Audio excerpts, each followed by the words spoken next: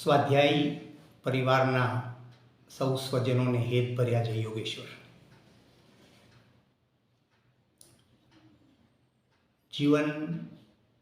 માનવ જીવન મળ્યું એમાં પૂજ્ય દાદાએ આપણા જીવનમાં રંગોળી પૂરી.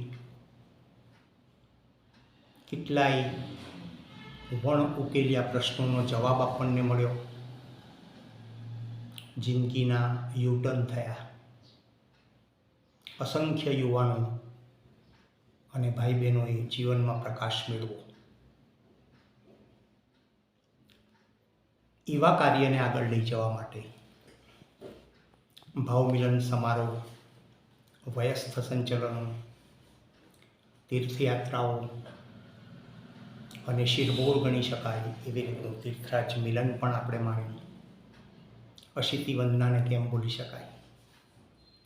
આ માનવતાના ઉત્સવ છે અને એને તરોતાજા રાખવા અને એમાંથી ભાવિ પેઢીને પણ કંઈક ને કંઈક આપવાની આપણી ફરજ છે.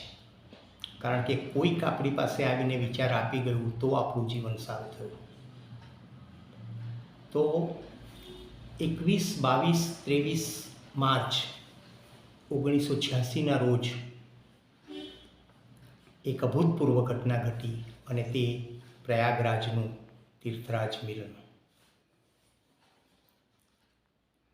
મારી જાતને સૌભાગ્યશાળી માનું છું કે સ્કૂટર રેલીના રૂપમાં ત્યાં આ પ્રસંગને માણવાનો મોકો મળ્યો. અસંખ્ય લોકો પણ તેના સાક્ષી છે. આજે પણ આ મિલનને સ્મૃતિપટ પર વાગોળીએ તો રોમાંચ અનુભવાય છે.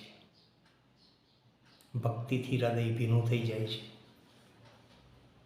ને પૂજ્ય દાદાનું સાનિધ્ય અને એની જે સુરચનાઓ આપણી નજર સમક્ષ આવે છે. એ જ દિવસો ફરી આવી રહ્યા છે. 21, 22, 23 માર્ચ 2025 કંટિયાજાળ મુકામ, કંટિયાજાળ તાલુકો હાસોટ. એમાં આખું પરિવાર આપણું ભેગું થઈ રહ્યું છે અને તીર્થરાજ મિલનની વાતો તો વાગોડીશું જ. જ્યાં 1986માં આખા વિશ્વનું પરિવાર, આખા વિશ્વના ચિંતકો માનવતા માટે હવે કંઈ જ થઈ શકે નથી એવી રીતનું એક અંધકારમય વાતાવરણમાં પૂજ્ય દાદાએ જે જ્યોતિ જગાવેલી, એવું અભૂતપૂર્વ મિલનની વાતો તો થશે જ થશે, પણ સાથે એક શિબિરના રૂપમાં પણ આપણે 3 દિવસ મળીએ છીએ. તો આ ઘટનાને વાગોળવા માટે કંટિયાજાળ મુકામે આ 3 તારીખોમાં આપણે ભેગા મળીશું. પરિવાર જ્યાં હોય ત્યાં આમંત્રણ ન હોય એટલે પોતાના ઘરનું જ છે એવું બધું સમજીને આપણે આ 3 દિવસનો સમય ફાળવીએ. જિંદગીમાં કોઈ ઠેકાણે અટકવું જરૂરી છે અને પોરો ખાવો ખૂબ જરૂરી છે. આ પોરો ખાવાના દિવસો આવી રહ્યા છે. 3 દિવસ જ્યારે જગતની ઝંઝાળને દૂર મૂકીને 3 દિવસ માટે આપણે એક નવી ઉર્જા પ્રાપ્ત કરવા માટે કંટિયાજાળ ભેગા થઈશું અને